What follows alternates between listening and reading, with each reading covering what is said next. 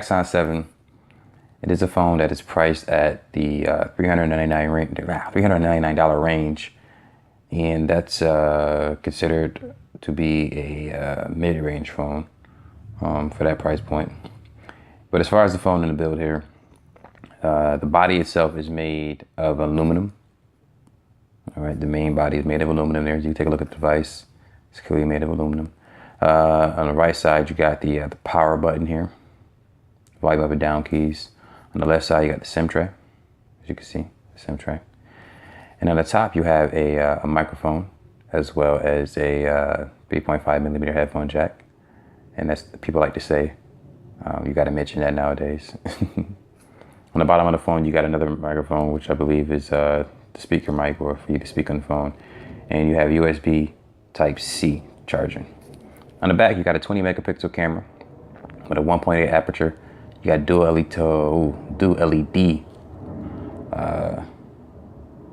flash there, and then you also have a fingerprint scanner on the back with some Axon 7 branding and ZTE branding, or Axon branding and ZTE branding. And on the front of the phone, you got an 8 megapixel camera. Let's see if it focuses there. You got an 8 megapixel camera that's embedded into the speaker of the phone. So let me see if I can focus that. Yeah, there we go. It's embedded into the speaker of the phone. And you also have two, not just one, two front-facing speakers. So if you haven't seen this phone before, yes, you got two front-facing speakers. You got a 5.5 inch 2K display. As we all know, resolution is 1440p. And these are the navigation keys. You got a home, back, and multitasking. This is also powered by the Snapdragon 820 with the Adreno 530 with 64 gigabytes of internal storage and 4 gigabytes of RAM. And also with the SIM tray, you have the option to use either two SIMs or use one SIM in one spot for the micro SD card slot that you have.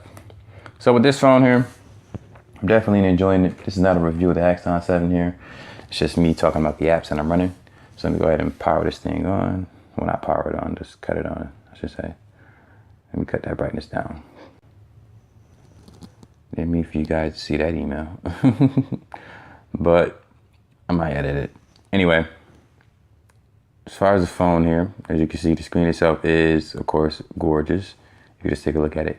And as far as my setup, I didn't really change too much as the last video because, well, pretty much how I run my phone is how I run all my phones.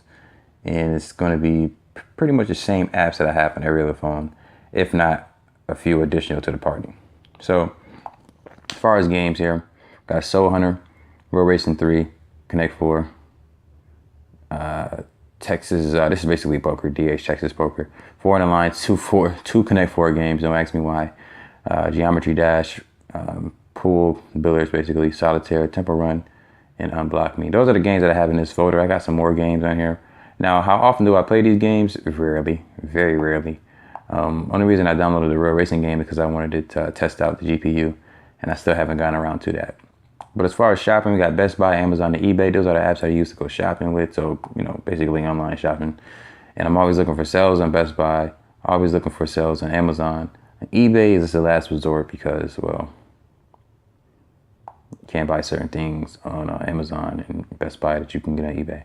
And so for the folder here, now I got to change this name here. I just got to name folder. I'm going to name it Photos. I got Photos, the Google Photos, and I got the gallery that comes on the phone.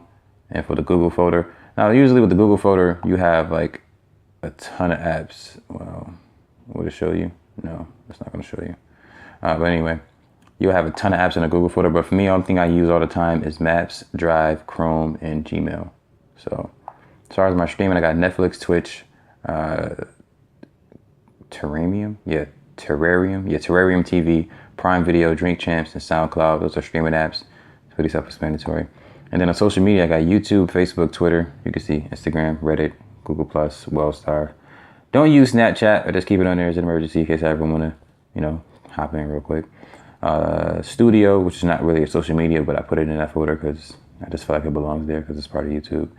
And you got Gaming Illuminati application and Messenger for Facebook. As far as music here, we got Tidal because that's the streaming service that I prefer. Got the Black Player because I found out that some songs that I have on my storage or on my phone won't show up not necessarily. It won't show up on Google Play, which is weird. So I got the Black player because that's my favorite aftermarket player there. And we got DatPiff. I don't have to explain why I have DatPiff, I just do. And House Party app is a video chatting app which you can use with Android and iOS users. All you got to do is just chat your phone number. And it's pretty much, it's similar to Google Duo, but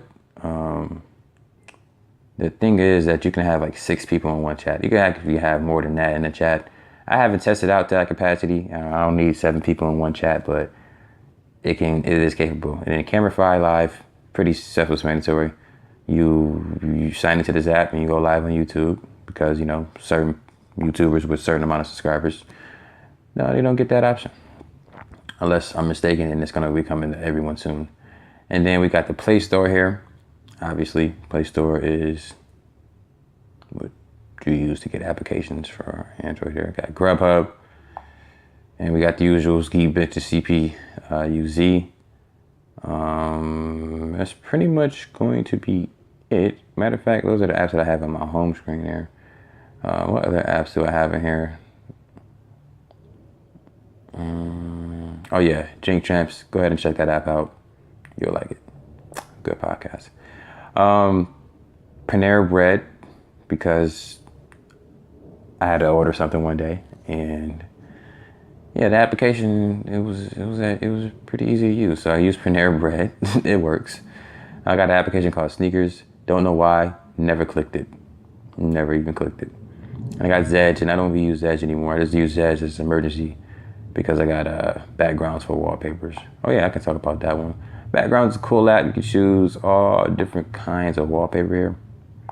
Like this one here, I like it, so I'm gonna go ahead and switch it right now.